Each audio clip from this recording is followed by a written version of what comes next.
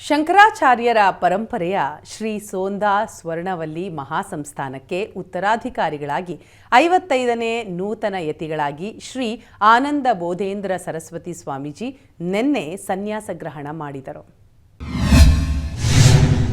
ಸ್ವರ್ಣವಲ್ಲಿ ನೂತನ ಯತಿಗಳಿಗೆ ಸನ್ಯಾಸ ದೀಕ್ಷೆ. ಆನಂದ ಬೋಧೇಂದ್ರ ಸರಸ್ವತಿ ಮಹಾಸ್ವಾಮೀಜಿ ಎಂದು ನಾಮಕರಣ. ಉತ್ತರ ಕನ್ನಡ ಜಿಲ್ಲೆಯ ಶಿರಸಿ ತಾಲೂಕಿನ ಸ್ವರ್ಣವಲ್ಲಿ ಆಧ್ಯಾತ್ಮಿಕವಾಗಿ ಜಾಗೃತವಾದ ಧಾರ್ಮಿಕ ಕ್ಷೇತ್ರ.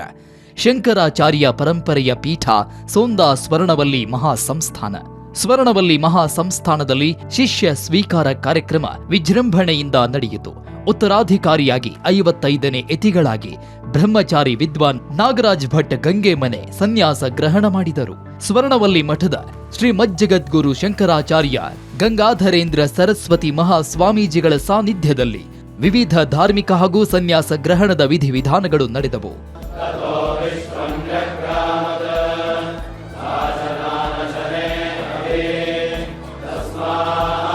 ಫೆಬ್ರವರಿ 18ರಿಂದ ನಡೆಯುತ್ತಿದ್ದ ಶಿಷ್ಯ ಸ್ವೀಕಾರ ಮಹೋತ್ಸವದ ಕಾರ್ಯಕ್ರಮಗಳ ಕೊನೆಯ ದಿನವಾದ ನಿನ್ನೆ ಬೆಳಿಗ್ಗೆ 10 ಗಂಟೆ ಸುಮಾರಿಗೆ ನೂತನ ಶ್ರೀಗಳಿಗೆ ಸನ್ಯಾಸ ದೀಕ್ಷೆ ನೀಡಲಾಯಿತು. ಮುಂಜಾನೆ 5ರಿಂದಲೇ ವಿವಿಧ ಧಾರ್ಮಿಕ ಕಾರ್ಯಕ್ರಮಗಳು ನಡೆದವು. ಮಠದಿಂದ ಸುಮಾರು 1 ಕಿಲೋಮೀಟರ್ ದೂರದ ಶಾಲ್ಮಲಾ ನದಿಯ ಬಳಿ ಸನ್ಯಾಸ ದೀಕ್ಷೆ ನೀಡುವ ಕಾರ್ಯಕ್ರಮ ನಡೆಯಿತು.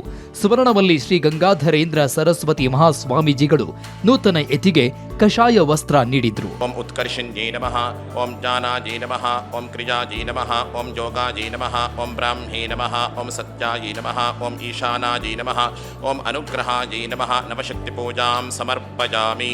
ಬಳಿಕ ಪಂಚವಾದ್ಯ, ವೈದಿಕರ ವೇದ ಘೋಷ, 4000ಕ್ಕೂ ಅಧಿಕ ಮಾತೆಯರಿಂದ ಪೂರ್ಣಕುಂಭ ಸ್ವಾಗತದ ಮೂಲಕ ನೂತನ ಯತಿಗಳನ್ನ ಮಠಕ್ಕೆ ಬರಮಾಡಿಕೊಳ್ಳಲಾಯಿತು. ಮಠಕ್ಕೆ ಆಗಮಿಸಿದ ಬಳಿಕ ಆರಾಧ್ಯ ದೇವರ ದರ್ಶನ ಪಡೆದು ಗುರುಮೂರ್ತಿ ಭವನಕ್ಕೆ ತೆರಳಿದ್ರು.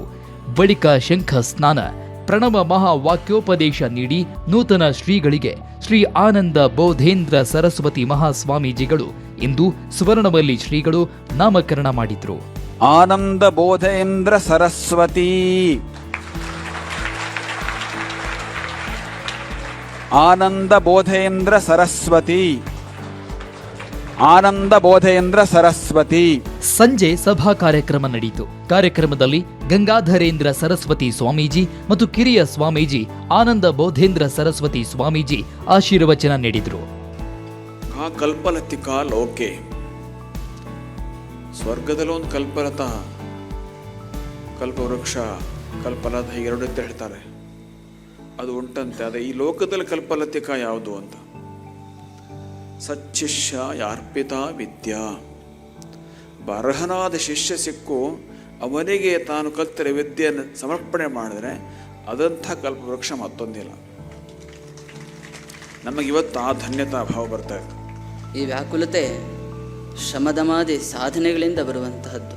ಆ ಭಗವಂತ ಹಾಗೂ ಆ ಈಶ್ವರಿಯ ಕೃಪೆಯಿಂದ ಇವತ್ತು ಸದ್ಗುರುಗಳ ಅನುಗ್ರಹ ನನ್ನ ಮೇಲೆ ಆಗಿ ನನ್ನ ಜನ್ಮ ಸಾರ್ಥಕವಾಗಿದೆ. ಆ ಭಗವಂತನಿಂದಲೇ ಆರಂಭಗೊಂಡಂತಹ ಶ್ರೀ ಶಂಕರ ಭಗವತ್ಪಾದಾಚಾರ್ಯರಿಂದ ಪುನರುಜ್ಜೀವಿತಗೊಂಡಂತಹ ಪರಂಪರೆಗೆ ಒಂದು ಅದ್ಭುತವಾದ ಶಕ್ತಿ ಇರುತ್ತದೆ. ಅಂತಹ ಪರಂಪರೆಯಲ್ಲಿ ಬಂದಂತಹ ಪರಮಪೂಜ್ಯ ಗುರುಗಳು ಇವತ್ತು ನನಗೆ ಸನ್ಯಾಸ ದೀಕ್ಷೆಯನ್ನು ನೀಡಿ ನನ್ನನ್ನು ಉದ್ಧರಿಸಿದ್ದಾರೆ. ಈ ಜನ್ಮ ಮೃತ್ಯುವಿನ ಸಂಸಾರದಿಂದ ಬಿಡುಗಡೆ ಹೊಂದಲು ಒಂದು ಮಾರ್ಗವನ್ನು ತೋರಿಸಿಕೊಟ್ಟಿದ್ದಾರೆ. ನನ್ನ ಜನ್ಮ ಸಾರ್ಥಕವಾಗಿದೆ ಅಂತ ನಾನು ಹೇಳಬಯಸುತ್ತೇನೆ.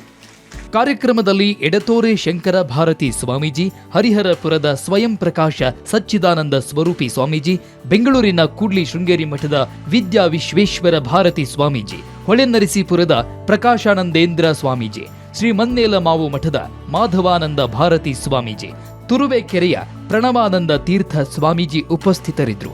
30,000ಕ್ಕೂ ಅಧಿಕ ಭಕ್ತರು ಕಾರ್ಯಕ್ರಮಕ್ಕೆ ಸಾಕ್ಷಿಯಾದರು. ಬ್ಯೂರೋ ರಿಪೋರ್ಟ್, ಏಷ್ಯಾನೆಟ್ ಸುವರ್ಣ ನ್ಯೂಸ್.